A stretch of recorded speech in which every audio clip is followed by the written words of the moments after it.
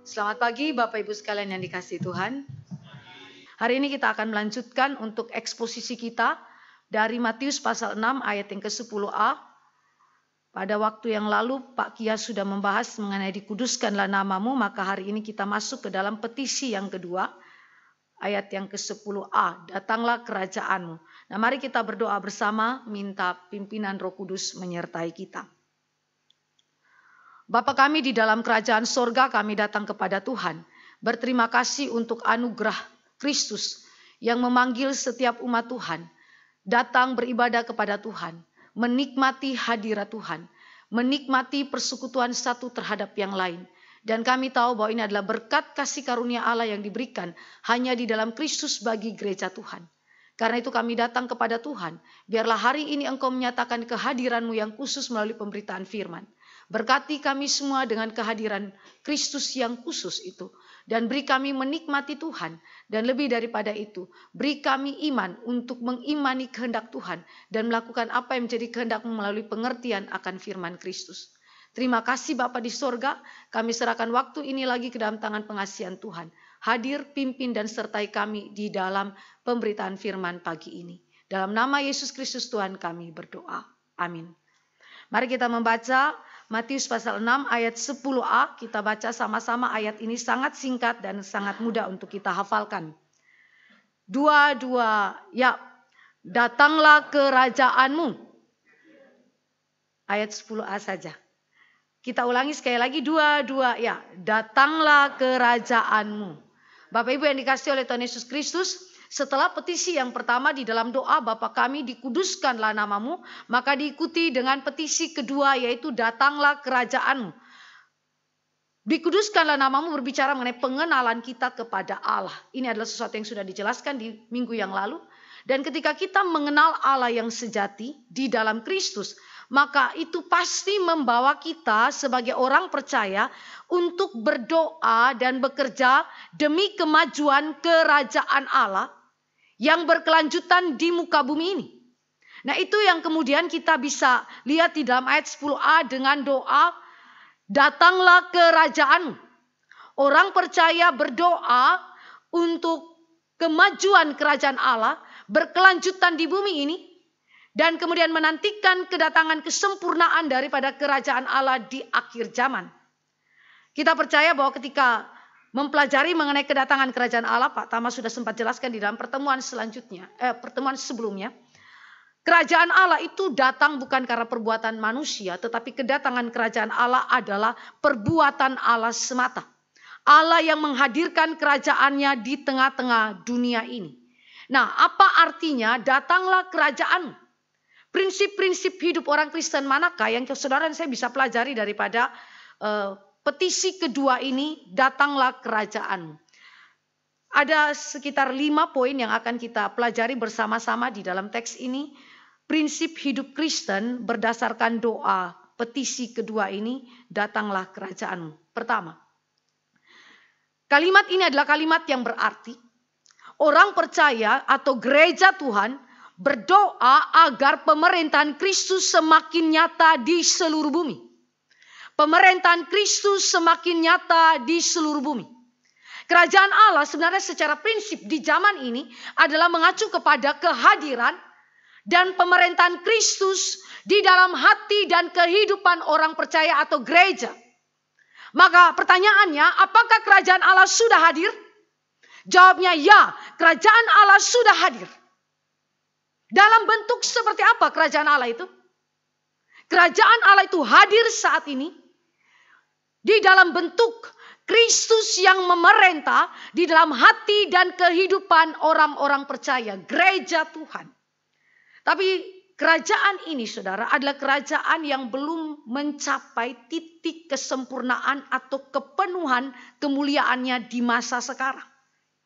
Puncak penyataannya itu yang dalam kesempurnaan kepenuhan kemuliaannya itu masih di dalam proses. Sehingga gereja hari ini adalah gereja yang sedang hidup di antara masa pembukaan dengan masa penyempurnaan kerajaan Allah. Kita ada di tengah-tengah. Pembukaan sudah datang kerajaan Allah dan akan datang penyempurnaan daripada kerajaan Allah. Nah, karena itu saudara dan saya penting untuk kemudian berdoa agar Kristus yang sudah hadir, kerajaannya yang sudah hadir sekarang, pemerintahannya yang sudah hadir sekarang, itu semakin diperluas lagi, meliputi seluruh bumi ini. Kenapa saudara? Karena kita ada di dalam antara pembukaan dan penyempurnaan kerajaan Allah. Maka itu berarti belum seluruh bumi ini menerima pemerintahan Kristus. Belum seluruh bumi ini mengakui pemerintahan Kristus. Buktinya, gereja masih dianiaya. Umat Allah masih kemudian mengalami penderitaan demi penderitaan karena imannya. Berapa banyak gereja di Indonesia yang dibakar? Berapa banyak umat Allah yang menderita oleh karena imannya? Walaupun kita hidup di dalam negara Pancasila. Tetapi ini membuktikan kepada saudara dan saya bahwa belum seluruh bumi ini, bahkan Indonesia, yang mengakui, menerima pemerintahan Kristus di bumi ini. Bukti lain, saudara dan saya baru-baru ini mulai dari tanggal 25 Agustus berlanjut sampai dengan tanggal 28 Agustus. Suatu momen yang hampir-hampir saja mengingatkan kita, bahkan bukan hampir tetapi seharusnya mengingatkan kita kepada peristiwa 98. Kondisi di mana ketidakadilan terjadi. Penindasan terhadap hak-hak asasi manusia. Korupsi. Upah daripada buruh yang tidak didapatkan dengan seharusnya. Kaum elit politik tertentu mendapatkan keuangan yang begitu besar, sedangkan rakyat jelata makin miskin. Saudara, bukankah seluruh bukti yang saudara dan saya temukan di dalam fakta sejarah kehidupan kita memberikan satu petunjuk penting bahwa bangsa ini, bahwa bumi ini secara menyeluruh belum menerima, belum mengakui secara penuh pemerintahan Kristus atas dunia ini. Walaupun Kristus adalah Raja atas alam semesta. Dia pencipta atas alam semesta. Dia pemegang kendali atas alam semesta. Tetapi pengakuan itu belum terjadi secara penuh. Pengakuan itu belum ada dari seluruh kehidupan manusia. Oleh karena itu, gereja sebagai umat Allah dipanggil untuk kemudian berdoa kepada Allah Bapa di sorga. Ya Bapa di sorga, datanglah kerajaanmu.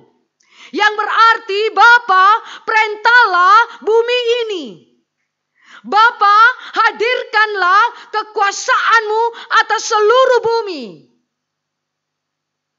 Bapak Ibu yang dikasih oleh Tuhan Yesus Kristus, ketika kita berdoa, datanglah kerajaanmu, berarti kita dalam pengertian kita, Bapa di sorga, memerintah seluruh alam semesta, dan khususnya di dalam gereja Tuhan, melalui penebusan Kristus Sang Anak Tunggalnya, dan melalui pekerjaan Roh-Nya yang kudus di dalam hati umat pilihan Allah, sedemikian rupa, sehingga mengubah natur kita yang jahat itu, natur kita yang berdosa itu, yang memberontak kepada Allah dan firman-Nya, ditundukkan, diubahkan oleh kuasa Allah. Sehingga dengan demikian, melalui pemerintahan Allah, berdasarkan karya Kristus oleh pekerjaan Roh Kudus dalam hidup setiap umat pilihan Allah. Di sini ada suatu pengharapan bahwa terjadi restorasi.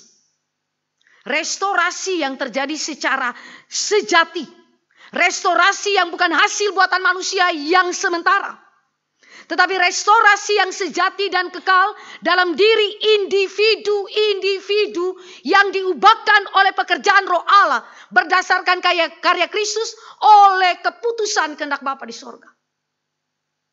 Bapak Ibu, kalau individu diubahkan oleh pekerjaan Roh Allah, dan itu berarti Kristus hadir dan memerintah kehidupan individu bersangkutan, maka itu berarti ada pengharapan lanjutan. Pengharapan lanjutan bahwa individu bersangkutan yang direstorasi secara sejati dan kekal itu hadir di dalam keluarganya.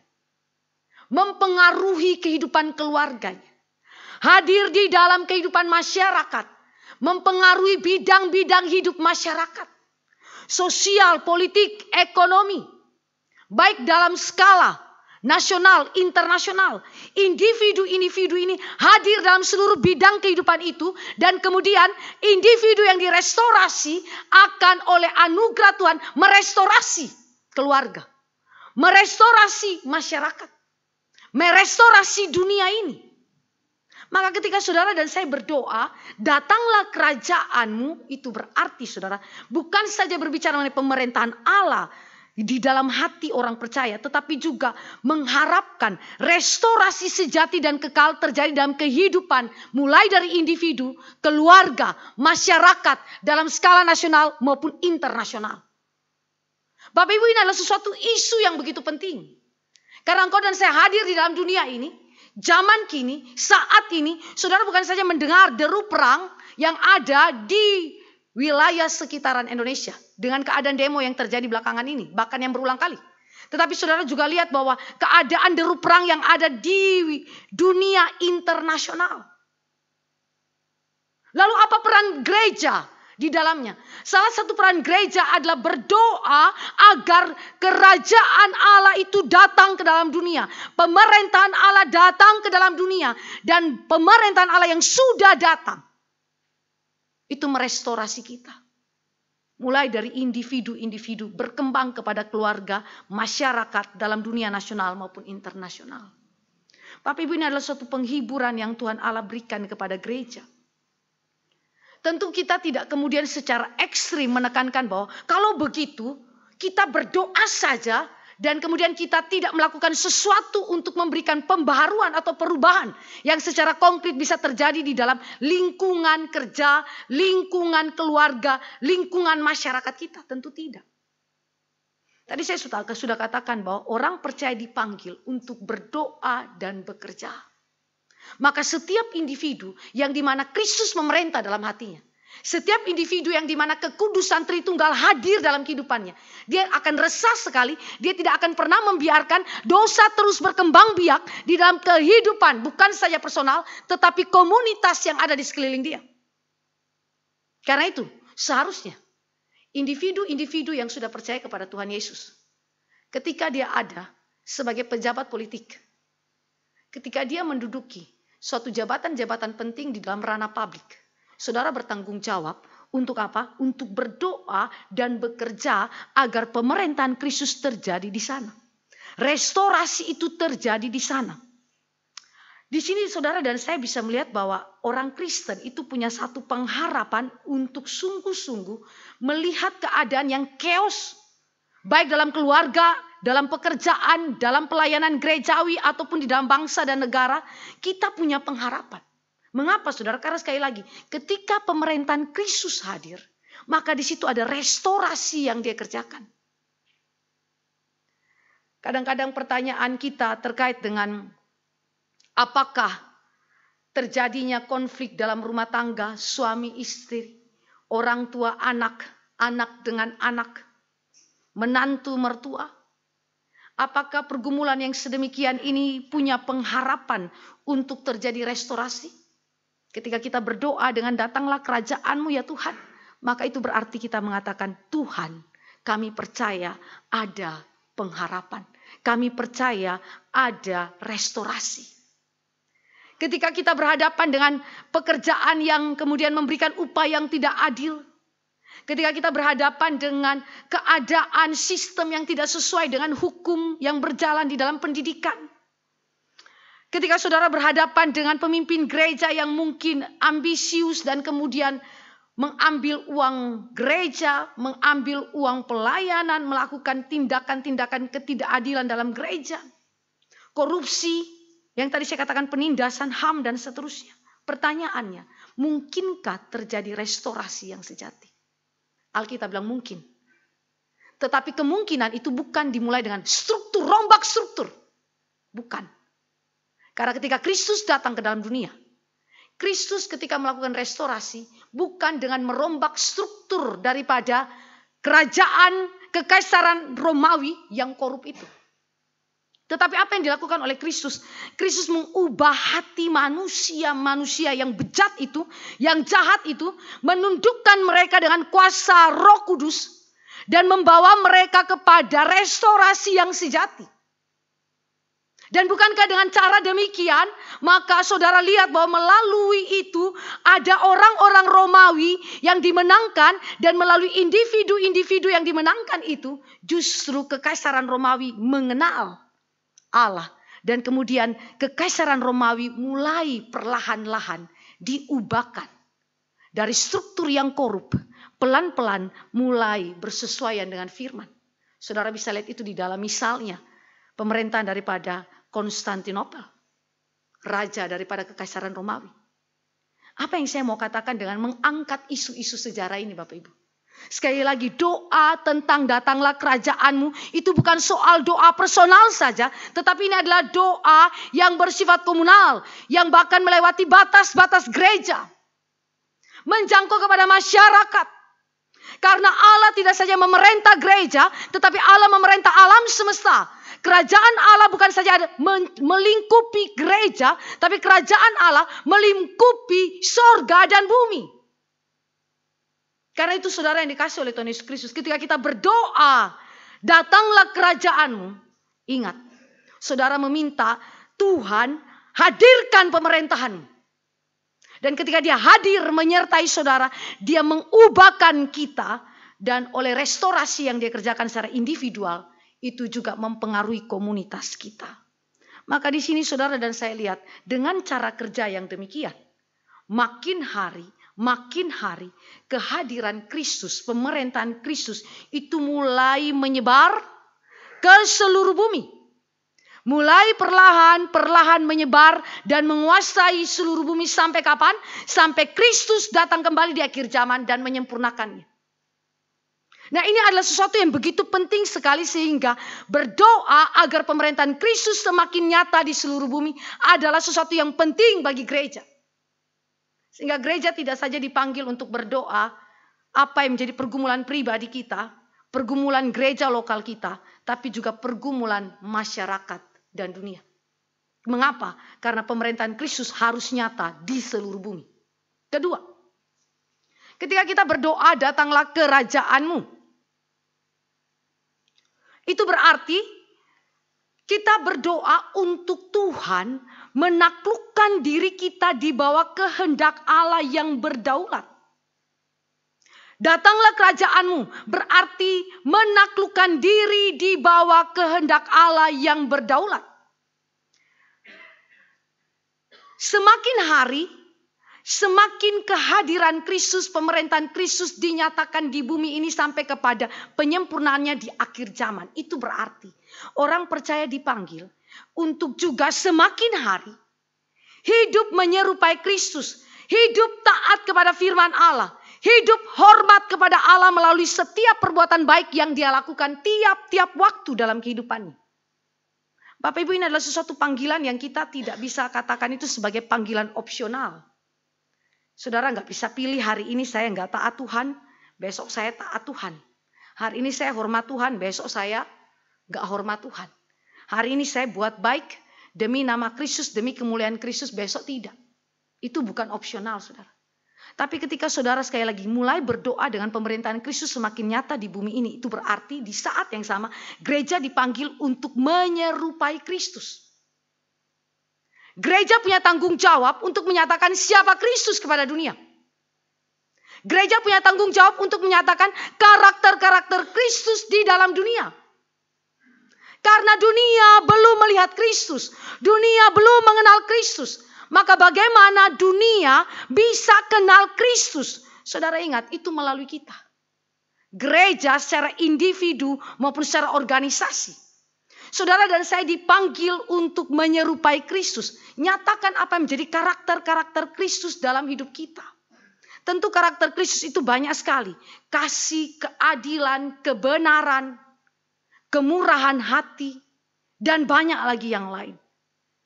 Saudara coba kita timbang baik-baik. Ketika saudara nonton DPR joget karena gaji mereka dinaikkan. Sedang ada masyarakat kecil yang bahkan begitu susah mendapatkan keuangan.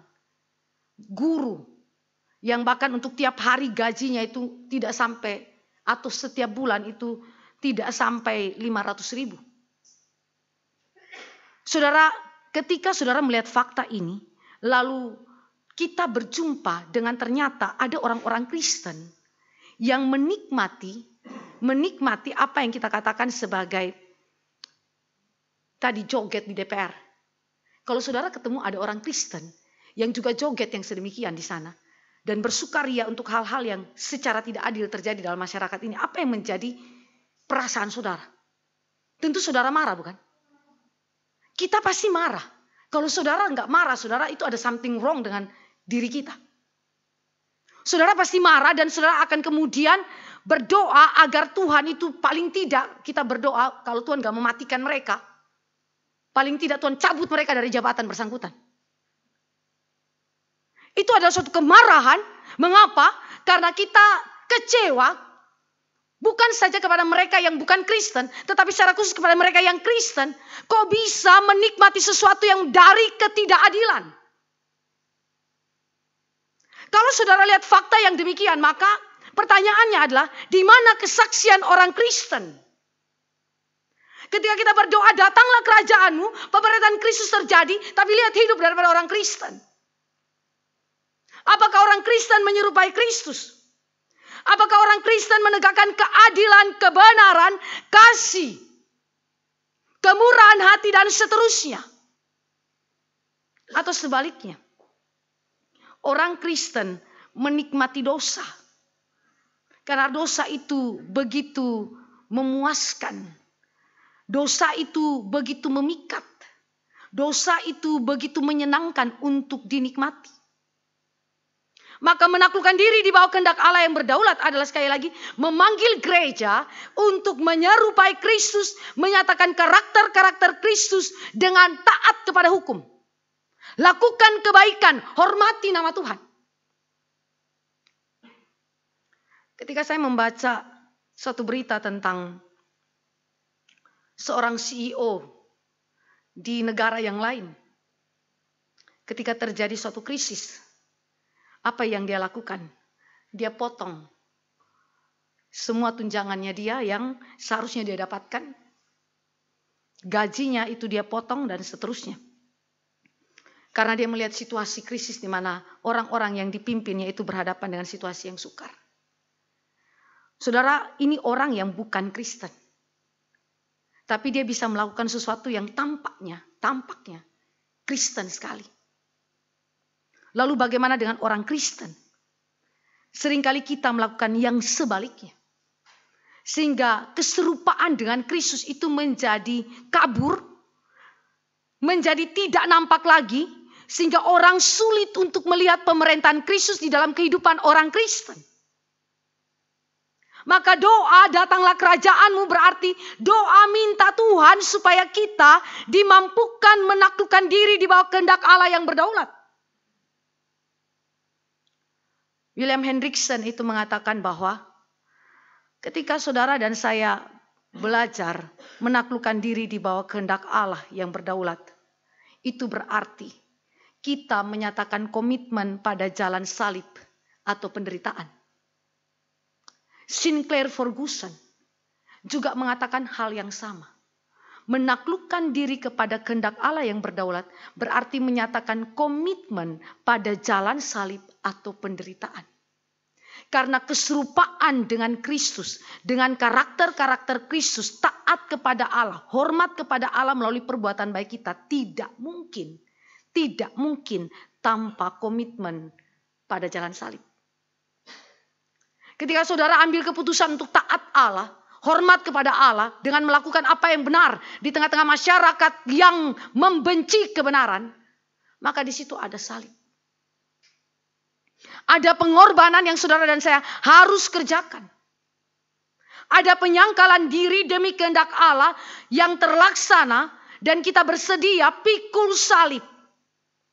Mungkin saudara akan kehilangan materi. Saudara punya hak-hak mungkin akan dicabut. Saudara mungkin akan kehilangan lapangan pekerjaan. Kita mungkin akan didepak keluar daripada tempat yang seharusnya posisi itu diberikan kepada kita. Tetapi demi kehendak Allah itu terlaksana, maka ada salib yang harus dilewati. Ada satu jalan penderitaan yang bahkan kita sendiri sesungguh-sungguhnya tidak kuat untuk menanggungnya. Tetapi Kristus memanggil untuk saudara menanggungnya di dalam anugerah. Bapak Ibu yang dikasihi oleh Tuhan Yesus Kristus, ini tentu sesuatu yang menuntut komitmen total dari engkau dan saya. Karena pengorbanan materi, pengorbanan tenaga, pikiran, perasaan, waktu, bahkan sampai kepada nyawa, itu adalah sesuatu yang kita harus akui bahwa sukar untuk kita lakukan. Apa yang kita cintai, kita harus korbankan demi Kristus. Yang menjadi pusat kehidupan kita, itu adalah sesuatu yang sukar. Bapak Ibu bisa melihat itu di dalam kehidupan keseharian kita. Ada orang-orang percaya yang demi kehendak Tuhan, mereka perjuangkan di dalam kehidupan masyarakat. Apa yang terjadi kepada mereka? Mereka hanyalah kaum minoritas, kaum marginal, yang kemudian dibuang begitu saja. Dianggap tidak penting. Tetapi itu adalah panggilan daripada orang percaya. Panggilan daripada orang percaya supaya orang percaya ketika belajar berdoa dengan doa Bapa kami, itu bukan hanya sekedar doa yang dikeluarkan secara mekanis. Bapa kami yang di sorga, dikuduskanlah namamu, datanglah kerajaanmu, jadilah kehendakmu di bumi seperti di sorga dan seterusnya. Mekanis sekali. Tetapi doa itu ketika saudara renungkan dan saudara pikirkan dengan matang, betapa Tuhan menuntut sekali lagi penaklukan diri kepada kedaulatan Allah yang menuntut dari kita komitmen, penyangkalan diri, pikul salib. Bapak Ibu yang dikasihi oleh Tuhan Yesus Kristus, di dalam perjalanan sejarah gereja dan juga di dalam perjalanan sejarah tokoh-tokoh dunia Kristen, orang-orang yang berkecimpung di dalam dunia yang betul-betul memiliki peran di sana. Salah satu saya ambil dari tokoh Katolik. Namanya Paulo Freire. Dia bersama dengan Gustavo Gutierrez. Paulo Freire adalah filsuf dari Katolik. Sedangkan Gustavo Gutierrez adalah teolog Katolik. Kita harus akui bahwa Katolik punya konsentrasi secara sosial politik itu lebih tajam daripada Protestan. Tidak kemudian kita tiadakan bahwa misalnya John Calvin, Zwingli itu adalah orang-orang yang menerobos juga sampai kepada ranah politik. Tetapi cukup kuat untuk melakukan dobrakan secara politis, itu kita bisa lihat di dalam tokoh daripada Katolik. Paulo Freire dan Gustavo Gutierrez di dalam peran mereka baik sebagai filsuf maupun sebagai imam, ketika mereka ada di dalam situasi penderitaan masyarakat di dalam Amerika Latin, saudara, khususnya Paulo Freire, itu di dalam konteks Brasil, dia berjumpa dengan orang-orang yang miskin dan dimiskinkan secara struktural. Miskin dan dimiskinkan secara struktural. Kemudian apa yang dilakukan oleh Paulo Freire? Dia memperjuangkan salah satu buku terkenalnya, yaitu Pendidikan bagi Kaum Tertindas. Dia mengajarkan kepada anak-anak itu, dan kemudian ternyata pengaruh dia untuk mengajarkan pendidikan kepada kaum tertindas menghasilkan pengaruh yang begitu besar kepada politik, sosial politik, sehingga terjadi kebangunan dari pendidikan yang mengoreksi, mengevaluasi politik yang tersistematis untuk memiskinkan masyarakat. Dan akhirnya apa yang terjadi, saudara? Tindakan revolusioner daripada Paulo Freire ini ditanggapi secara negatif oleh pemerintah dan dia kemudian ditangkap, dipenjarakan. Dia dihentikan daripada jabatan dia, lalu dia masuk ke penjara dan dia diasingkan. Tetapi anugerah Tuhan menolong Paulo Freire sehingga justru negaranya mengasingkan dia, tetapi PBB memperhatikan tulisan dia. Dan akhirnya PBB menjadikan dia ruang, ya tokoh, membuka ruang bagi dia untuk kemudian dia menulis lebih banyak lagi. Dan kemudian dia berkarya di dalam dunia pendidikan khususnya kepada kaum miskin yang tertindas. Apa yang saya mau katakan Bapak Ibu? Cuman daripada perkara yang sederhana, pendidikan bagi kaum tertindas. Tetapi dilatar belakangi oleh teologi yang kuat dari sistem teologi Katolik. Yang mereka aminkan sebagai teologi dari Alkitab. Lalu mereka mendobrak kepada masyarakat. Dan akhirnya itu mempengaruhi sistem politik. Mengubah sistem politik yang korup.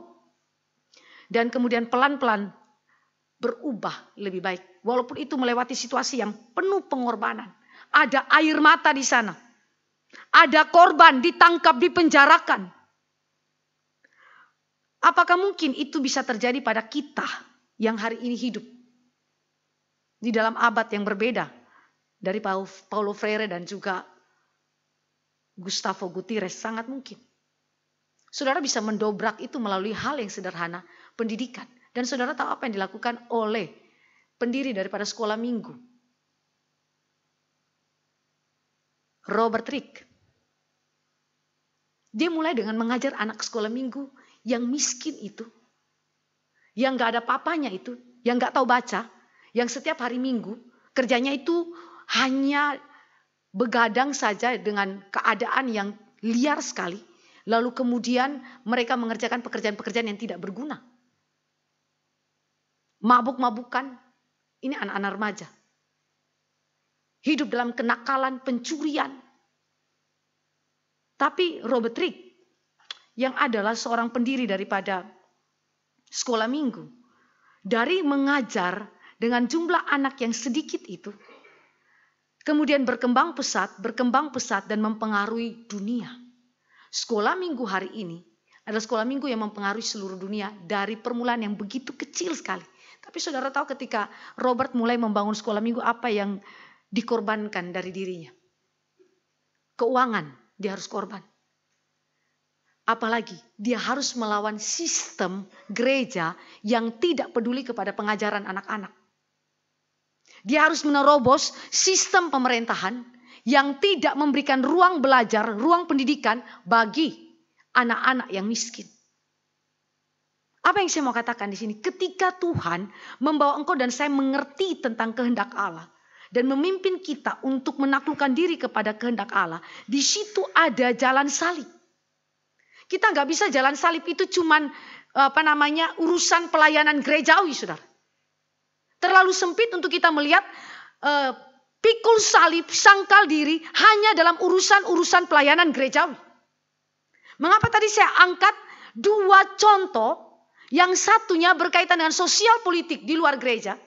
Dan yang satunya di dalam gereja sekolah minggu. Untuk menunjukkan kepada saudara dan saya bahwa hal menaklukkan diri kepada kehendak Allah yang berdaulat. Itu berkaitan dengan datanglah kerajaanmu di bumi ini. Yang tidak saja bekerja di dalam gereja, tetapi bekerja di luar gereja. Dan memimpin dunia ini untuk tunduk dan takluk juga kepada Allah. Dan itu melalui siapa? Melalui gereja Tuhan yang mau berkomitmen kepada Allah dan firman-Nya, mau rela menderita, pikul salib, sangkal diri, korban. Untuk apa? Kehendak Allah tergenapi. Saudara, ini adalah sesuatu yang begitu penting sekali. Sehingga mari kita bersama-sama sebagai jemaat Tuhan dalam gereja Reform ini memiliki keluasan berpikir. Dan keluasan juga di dalam melihat aplikasi firman yang jauh lebih luas daripada sekedar lingkup keluarga, lingkup gereja. Ketiga, datanglah kerajaanmu berarti mengerjakan pekabaran Injil. Mengerjakan pekabaran Injil. Gereja dipanggil untuk berdoa agar kerajaan Allah datang atau hadir di dalam hati manusia yang berdosa. Dan caranya adalah melalui pekabaran Injil. Gereja tidak saja berdoa, gereja tidak saja menaklukkan diri kepada kedaulatan kehendak Allah, menaati Allah, tetapi juga pergi dan kabarkan Injil. Tadi saya sudah katakan bahwa tidak semua manusia sudah mengenali, sudah mengakui Kristus di dalam kehidupannya. Masih terlalu banyak orang yang belum percaya. Sehingga kita sebagai gereja Reform, khususnya di Depok, jangan berpuas diri dengan jumlah orang yang ada saat ini. Terlalu sedikit jumlah kita. Dibandingkan dengan jumlah orang yang belum percaya kepada Tuhan. Karena itu Pekabaran Injil adalah suatu keharusan, mandat yang harus dikerjakan oleh gereja. Kenapa? Karena itu berkaitan dengan hadirnya kerajaan Allah di bumi. Bukan hanya sekedar pergi kabarkan Injil bawa nama STEMI, bukan saudara. Atau mau bawa nama GRI, bukan. Atau untuk menambah jumlah jemaat secara kuantitas, bukan. Tetapi supaya pemerintahan Kristus semakin diperluas di bumi ini melalui kehadiran Injil yang menaklukkan hati manusia yang keras, yang menghancurkan jiwa manusia yang memberontak kepada Allah, yang merendahkan hati manusia yang sombong dan angkuh di hadapan Tuhan. Itu kemudian bisa dihancurkan, direndahkan oleh kuasa Injil Kristus. Itu tidak bisa dikerjakan oleh manusia.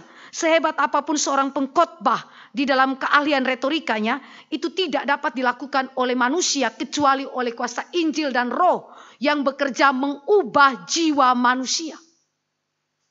Maka supaya kerajaan Allah itu hadir di bumi ini, pemerintahan Allah hadir di dalam bumi ini, maka pekerjaan pemberitaan Injil tidak boleh berhenti. Tidak boleh berhenti. Kalau kita lihat di dalam Roma, mari kita baca Roma pasal yang pertama, kalimat dari Rasul Paulus.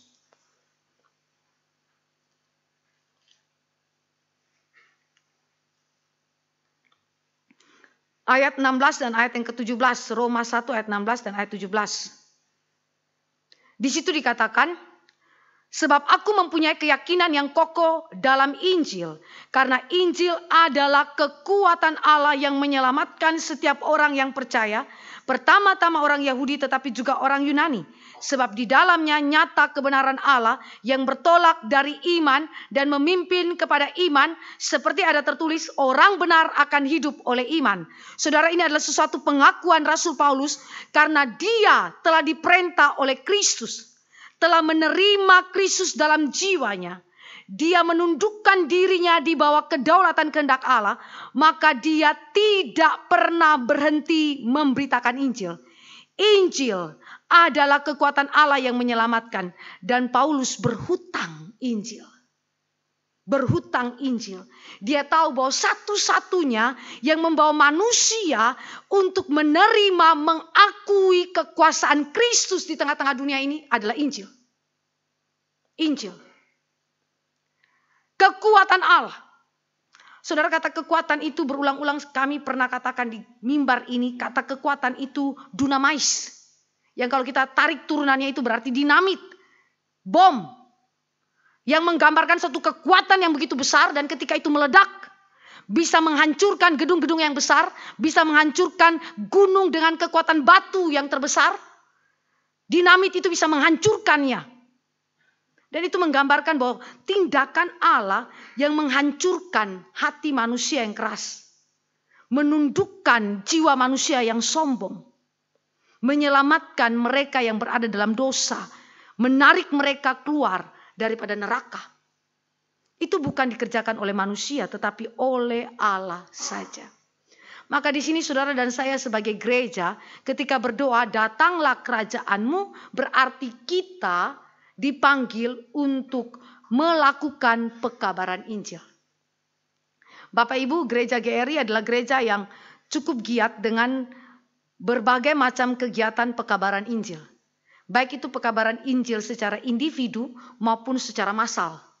Dan itu dalam bentuk yang beraneka ragam, baik KKR regional, in-house maupun kolosal, Kapin, dan seterusnya yang dilakukan oleh gerakan kita. Nah, di sini gereja mengambil posisi yang tepat. GRI mengambil posisi yang tepat. Hanya salah satu contoh saja. Tentu ada banyak gereja yang lain yang juga telah melakukan pemberitaan Injil. Namun yang saya mau tekankan di sini adalah bagaimana dengan respons jemaat kita. Apakah saudara benar-benar bersedia melakukan pekabaran Injil itu? Atau apakah saudara dan saya yang berkata begini, oke lah saya berdoa untuk pekabaran Injil, tetapi Tuhan jangan utus saya, utus dia saja. Alkitab bilang, utus kita. Tuhan Allah mengutus kita untuk pergi dan memberitakan Injil. Mengapa saudara? Sekali lagi ini berkaitan dengan kehadiran kerajaan Allah di tengah dunia. Gereja juga bukan saja dipanggil untuk masuk ke dalam pekabaran Injil, tetapi gereja juga dipanggil untuk terlibat di dalam misi baik skala lokal di daerah setempat ataupun melampaui daerah setempat, misi global. Misalnya, saudara terlibat di dalam misi kepada tanah Papua, misi kepada tanah Batak dan seterusnya. Dan atau sampai kepada yang internasional. Misalnya saudara pergi terlibat di dalam misi ke China, misi ke Korea Utara dan misi-misi yang lain. Yang menjangkau wilayah-wilayah yang lain untuk memberitakan Injil. Maka di sini gereja tidak saja dipanggil untuk memberitakan Injil kepada wilayah sekitarnya. Kita tidak menjadi gereja yang sempit hati yang memikirkan wilayah sekitar kita Depok saja, tidak. Tetapi kita menjadi gereja yang juga luas hati. Saudara, gereja yang luas hati itu salah satunya saudara bisa lihat di dalam contoh gereja Antioquia. Gereja Antioquia yang ada di dalam Kisah Para Rasul. Apa yang dilakukan oleh gereja Antioquia? Mereka mengutus para misionaris untuk pergi dan memberitakan Injil di luar area mereka. Siapa yang diutus saudara? Paulus dan Barnabas. Kemudian setelah Paulus dan Barnabas berpisah, siapa yang diutus lagi? Paulus dan Silas. Mereka pergi dan beritakan Injil bukan saja di wilayah sekitar Antioquia atau Yerusalem, tetapi mereka pergi sampai ke wilayah-wilayah yang sukar didatangi.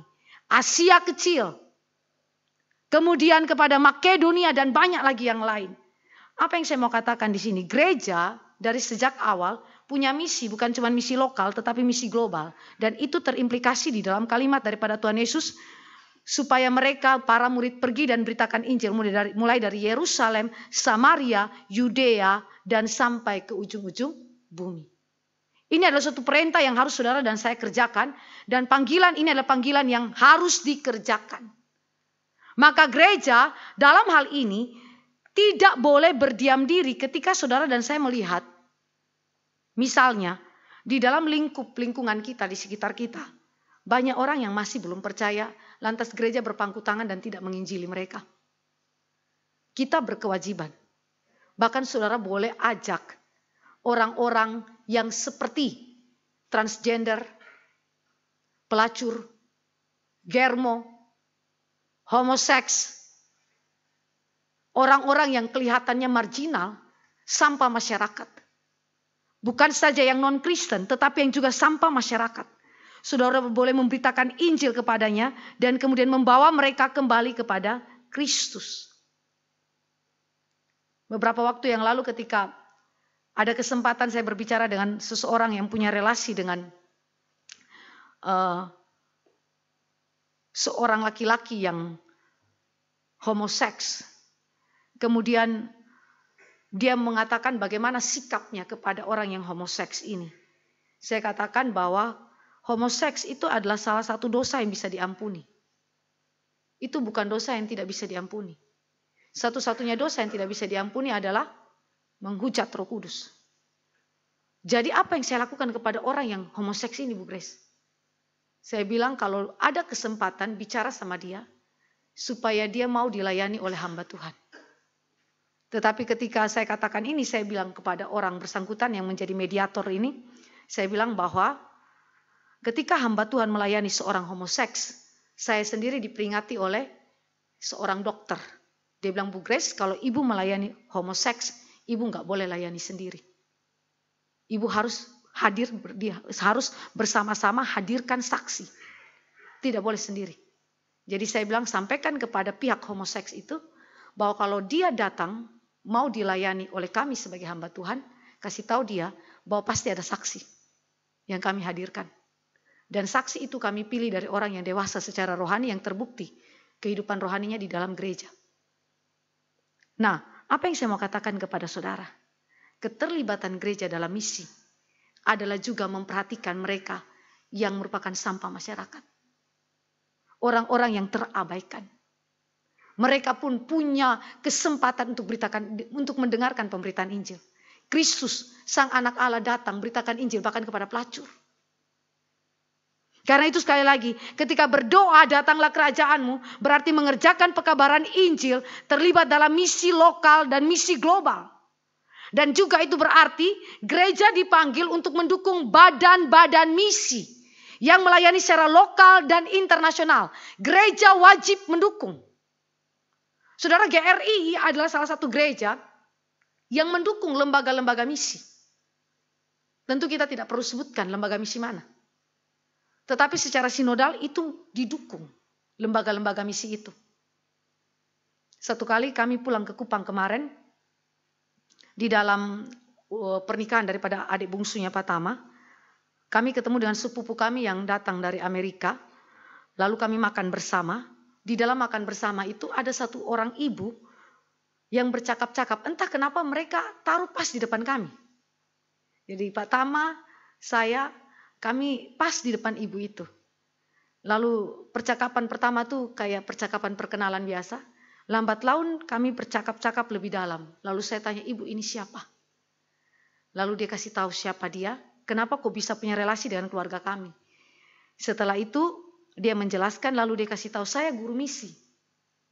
Saya bilang, ibu misi dari mana? Badan mana yang mengutus ibu?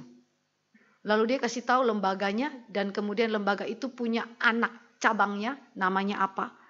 Lalu saya bilang, lokasi ibu melayani di mana? Dia bilang, saya ini melayani di perbatasan Timor dan Dili, Timor Leste. Di perbatasannya. Terus lebih spesifik lagi dia cerita bahwa dia melayani di dalam salah satu kota di daratan timur yang dekat dengan perbatasan Timor Leste itu, yang dulunya itu Kristen. Tapi sekarang semua kota itu jadi Muslim. Lalu saya tanya, kok bisa jadi Muslim semuanya? Lalu dia jelaskan runtut ceritanya. Dan kalau orang mau dapat dukungan finansial, dukungan ekonomi, mau punya rumah gratis, mau punya lapangan kerja, disediakan. Masuk Islam. Lalu saya bilang, ibu ada di sana? Ya, saya ada di sana. Lalu bagaimana cara ibu menginjili? Dia jelaskan. Ternyata mereka masuk melalui bidang pendidikan. Waktu ketika kami bercengkrama, bercakap-cakap itu semua, lantas saya bilang begini sama ibu ini. Suatu saat, jika Tuhan kehendaki, gereja kami akan datang ke tempat itu. Lokasi yang paling sulit. Lokal tempat yang paling sukar. Itu bukan soal karena kami dari NTT. Tapi coba Bapak Ibu pikirkan ya. Dari Kristen, rubah total. Semua, satu kampung. Ini gak main-main Bapak Ibu. Jadi saya bilang sama ibu ini, jika Tuhan kehendaki, kami akan datang.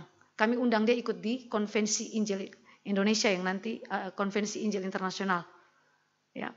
Jadi apa yang saya mau katakan Bapak Ibu ya, saudara dan saya sebagai gereja, institusi maupun individu, saudara dipanggil untuk mendukung badan-badan misi. Bukan saja dengan tenaga saudara, tapi dengan uang saudara juga.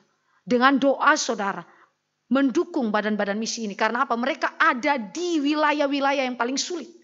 Saudara nggak pergi ketemu orang di sana. Saudara nggak pasang nyawa saudara di sana. Tapi para misionaris ini ada di barisan paling depan. Maka gereja sebagai institusi maupun individu harus mendukungnya. Maka sekali lagi doa, datanglah kerajaanmu berarti mengerjakan pekabaran Injil. Keempat, datanglah kerajaanmu itu berarti mencari kehendak Allah melalui Alkitab. Mencari kehendak Allah melalui Alkitab.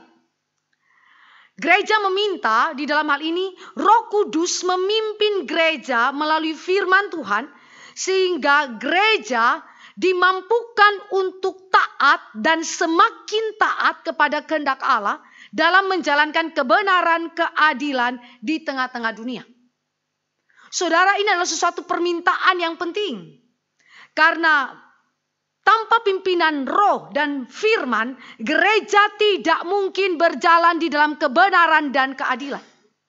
Maka datanglah kerajaan, itu berarti kerajaan Allah hadir, rohnya pimpin kita. Rohnya mengarahkan keputusan-keputusan gerejawi. Rohnya memberikan bijaksana di dalam menelaah, meneliti perkara-perkara dan kemudian mengambil keputusan yang tepat. Bapak Ibu lihat di dalam Kisah Rasul. 15 tentang sidang Yerusalem, sidang sinode pertama. Bagaimana gereja itu dipimpin di dalam melayani konteks kontroversial antara Yahudi dan non-Yahudi terkait dengan makanan. Para pemimpin gereja setelah mereka mendiskusikannya tentang hal kontroversi itu, lalu mereka mengatakan bahwa adalah keputusan kami dan keputusan Roh Kudus.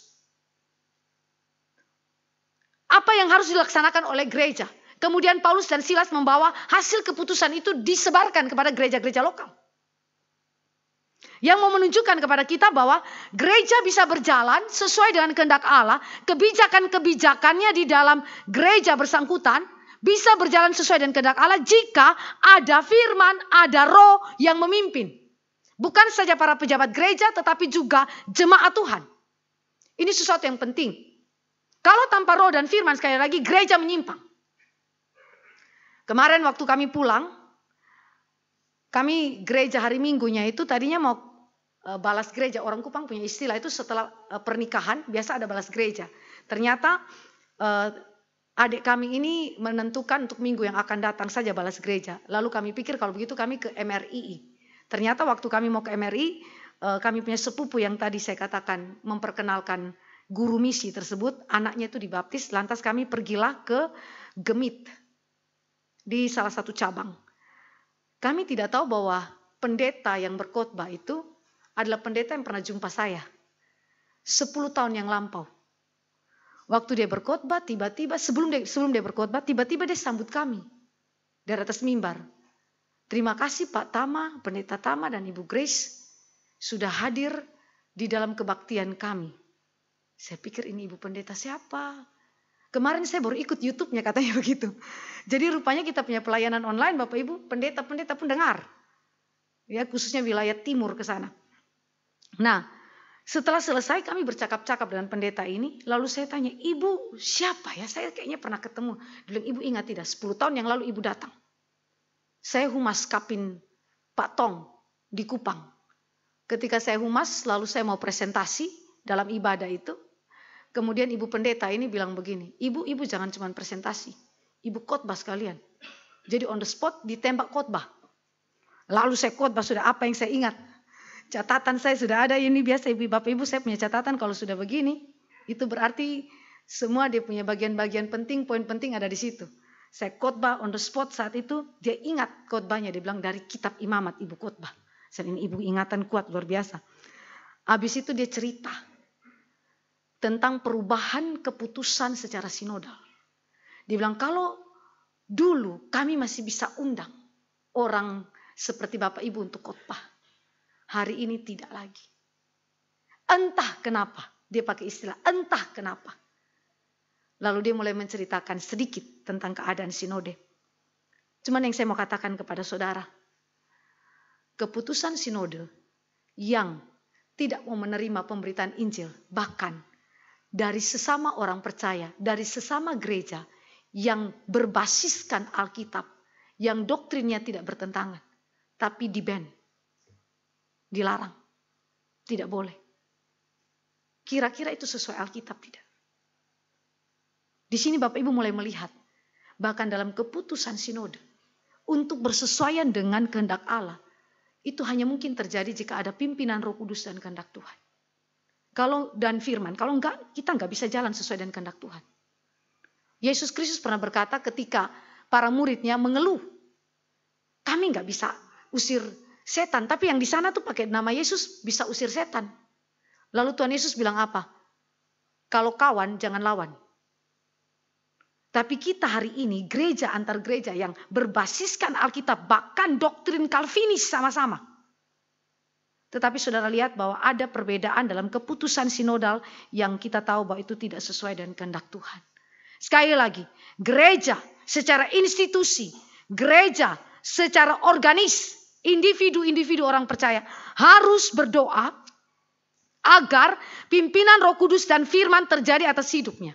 Dan ketika Roh Kudus dan firman hadir dalam hidup orang percaya dan institusi gereja, maka itu berarti Allah memelihara kehidupan gereja, Allah memelihara seluruh jalannya gereja ini berdasarkan firman-Nya dan bagi kemuliaan-Nya. Di situ pemerintahan Allah dinyatakan. Maka mencari kehendak Allah melalui Alkitab bukan saja meminta Roh Kudus pimpin kita, baik organis maupun organisasi gereja, supaya berjalan sesuai dengan kehendak Allah, tetapi melaluinya Allah pelihara, Allah jaga kita. Jadi saudara bisa lihat ya kuasa Tuhan di dalam kehidupan gereja. Allah jaga sedemikian rupa supaya gereja tidak menyimpang. Kelima terakhir. Datanglah kerajaanmu berarti berdoa bagi kedatangan Kristus kedua kali. Berdoa bagi kedatangan Kristus kedua kali. Kerajaan Allah bukan saya berbicara mengenai kedatangan Kristus yang sudah ada di sini. Sekarang dengan memerintah dalam hati orang percaya. Tetapi kedatangan Kristus gereja yang kemudian menantikan penyempurnaan daripada kerajaan Allah melalui Kristus datang kembali. Itu adalah sesuatu penantian yang belum terjadi sekarang, tetapi akan terjadi di akhir zaman nanti. Berdoa bagi kedatangan Kristus kedua kali. Gereja menikmati pemerintahan Kristus sekarang. Kristus sudah datang sekarang. Tetapi juga gereja menantikan pemerintahan Kristus yang telah disempurnakan di akhir zaman. Kerajaan Allah yang hadir dalam kepenuhannya. Nah Bapak Ibu, ini sesuatu yang penting karena memiliki beberapa implikasi. Berdoa bagi kedatangan Kristus kedua kali berarti orang percaya memiliki pengharapan dan penghiburan di masa sekarang bahwa Allah yang sedang bekerja sekarang menghancurkan pekerjaan iblis dan semua usaha manusia untuk melawan firman Allah. Dia akan menyempurnakannya di akhir zaman ketika Kristus datang kembali dengan menghancurkan secara total kuasa iblis, dosa, maut. Dan tidak ada lagi sama sekali setan, dosa, maut yang menghalangi kita. Apa yang saya mau katakan kepada kita? Ini pengharapan. Ini penghiburan. Hari ini saudara dan saya masih temukan sekali lagi keadaan-keadaan yang sukar, menyakitkan, kematian, duka cita dan seterusnya. Tapi ketika kita berdoa datanglah kerajaanmu, itu berarti kita menantikan Tuhan. Kami menantikan iblis, kuasa orang fasik, orang-orang yang korupsi, orang-orang yang berkelakuan jahat, yang tidak adil, yang sewenang-wenang menggunakan otoritasnya untuk menindas sesamanya. Mereka akan dihabisi oleh Tuhan. Seluruh kuasa setan, dosa, kematian akan dihabisi, dihancurkan secara total. Maka ini penghiburan bagi orang percaya. Hidup kita masa kini adalah hidup bukan tanpa pengharapan. Tapi hidup kita masa kini adalah hidup yang penuh pengharapan. Dan Allah menghibur kita bahwa suatu saat nanti itu akan terjadi. Sehingga saudara dan saya ketika melihat hari ini. Mungkin ada tiran yang tidak tersentuh oleh penghakiman dunia ini. Oleh pengadilan dunia ini. Tapi satu saat tiran itu tidak akan lewat. Tidak akan lolos daripada penghakiman Allah yang kekal. Implikasi yang kedua ketika saudara dan saya berdoa bagi kedatangan Kristus kedua kali. Orang percaya menikmati kesukaan yang besar. Karena orang percaya melayani Allah Tritunggal tanpa ada halangan apapun. Secara internal, secara eksternal, orang percaya bersuka cita di dalam melayani Tuhan. Tidak ada dosa, tidak ada iblis, tidak ada lagi kematian yang menghalangi kita untuk melayani Tuhan. Hari ini saudara mau melayani Tuhan, Tuhan kasih batas waktu, umur hidup. Mau melayani lebih panjang, Tuhan bilang tidak, sampai umur 50 tahun mati. Mau melayani lebih panjang, tapi Tuhan izinkan sakit penyakit. Kita punya banyak halangan. Mau melayani, tetapi hati masih malas. Mau melayani, ada hambatan banyak. Tetapi suatu saat ketika Kristus datang kedua kali, orang percaya dengan sukacita yang besar. Mereka melayani Tuhan, mereka bersorak-sorai. Karena tidak ada lagi halangan. Ketiga, berdoa bagi kedatangan Kristus kedua kali memiliki implikasi. Sebagai daya dorong dan kekuatan bagi orang percaya untuk hidup setia dan taat kepada Allah di masa kini. Orang percaya tidak dipanggil untuk bermalas-malasan, berputus asa, Dan kemudian menjadi orang yang tenggelam di dalam keadaan kesukaran kita. Tidak. Tetapi orang percaya mendapatkan daya dorong, kekuatan, setia, berjuang untuk melakukan keadilan dan kebenaran. Walaupun hari ini masih ada kesukaran, penderitaan, kematian. Kenapa? Karena iman orang percaya bukan ditujukan kepada hari ini. Tapi iman orang percaya melihat kepada apa yang akan datang. Karena itu dia setia. Setia walaupun banyak orang lain tidak setia. Dia taat kepada Allah walaupun banyak orang memberontak kepada Allah. Karena dia tahu suatu saat nanti kesetiaannya, imannya kepada Allah akan terpancar, akan bersinar, akan dinyatakan, dibela di hadapan pengadilan Tuhan. Sehingga kesetiaan orang percaya hari ini tidak sia-sia. Ketaatan orang percaya kepada Allah hari ini tidak sia-sia. Terakhir, berdoa bagi kedatangan Kristus kedua kali memiliki implikasi. Hari pembalasan akhir atas seluruh kejahatan yang terjadi di muka bumi pasti akan dinyatakan. Orang-orang percaya yang ditindas, masyarakat yang dianiaya, ketidakadilan yang terjadi, kebenaran yang diinjak-injak, pada waktunya di akhir zaman nanti memperoleh pembalasan akhir. Sehingga saudara, ini adalah suatu penghiburan kekuatan bagi orang percaya. Jangan takut kepada tiran. Jangan takut kepada segala ketidakadilan yang terjadi. Mengapa? Karena suatu saat nanti di hadapan seluruh alam semesta, di hadapan para malaikat semuanya, pembalasan akhir akan terjadi. Siapa yang jahat dihukum mati secara kekal oleh Tuhan. Siapa yang benar oleh karena kebenaran Kristus dibela dan kebenarannya akan bersinar. Kiranya firman Tuhan hari ini menguatkan saudara dan saya untuk berdoa dengan lebih sungguh-sungguh lagi. Datanglah kerajaan-Mu. Mari kita berdoa. Bapa kami di dalam kerajaan sorga, kami bersyukur memiliki Allah seperti Engkau. Engkau adalah Tuhan atas alam semesta. Kerajaan-Mu meliputi sorga dan bumi. Bahkan Engkau adalah Tuhan yang menghendaki pemerintahan-Mu hadir di dalam setiap individu-individu umat Allah. Engkau memberikan firman-Mu dan Roh-Mu bagi kami. Memimpin kami, mendorong kami untuk hidup sesuai berpadanan dengan firman. Bahkan lebih daripada itu, Engkau memakai gereja untuk mengabarkan Injil Kristus. Menyatakan, menyaksikan pemerintahan Kristus di dunia ini. Dan memanggil banyak orang yang belum percaya untuk takluk kepada Kristus. Karena itu kami berdoa bersyukur kepada Tuhan kami. Kami berdoa biarlah gereja yang telah mendengarkan firman hari ini mau berkomitmen kepada Tuhan dan sungguh-sungguh menjalankan kehendak Allah sebagaimana yang kami mengerti. Terima kasih Bapa di sorga, di dalam nama Yesus Kristus Tuhan kami berdoa. Amin.